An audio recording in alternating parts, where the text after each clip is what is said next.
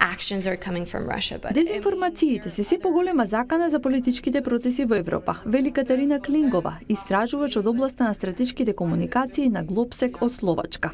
На конференција на тема Дигитална трансформација, која се одржа во Вашингтон во организација на World Learning, со поддршка на Американскиот State Department.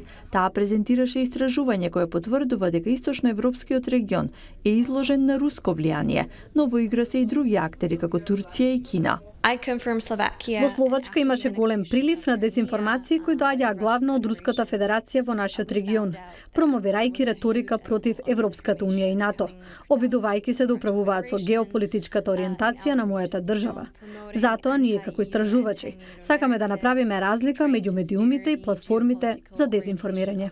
Социјалните медиуми станаа платформи не само за размена на идеи и ставови, туку и за манипулативни кампањи. Но оваа закана неодамна токму од Северна Македонија предупреди државниот секретар на САД Мајк Помпео.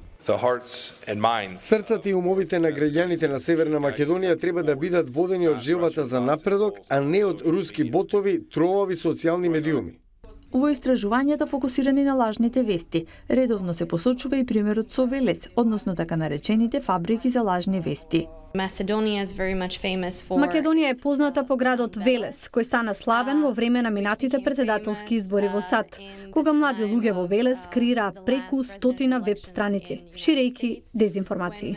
Една од главните пораки на форумот за дигитална трансформација во Вашингтон е дека во денешно време не е доволно само новинарите да бидат вклучени во борбата против лажните вести. Информацијскиот простор е многу сложен, затоа е потребна нова структура соодветна на тој простор.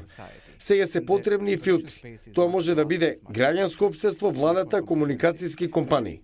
Центарот за социјални иновации Blink 4221 разви платформа наречена Здраво за готово, која има за цел преку видеосерија да ги едуцира граѓаните како полесно да ги препознаваат лажните вести. Како лажните вести допираат до нив, какви тактики се користат за да се дезинформира јавноста, какви све алатки се користат за да се креира различно мислење од реалното во јавноста и како ние сите како граѓани влијаеме да ги споделиме лажните вести на секаде. World Learning настојува да вклучи што е можно повеќе субјекти кои работат во информацијскиот простор со цел размена на искуства и најдобри практики.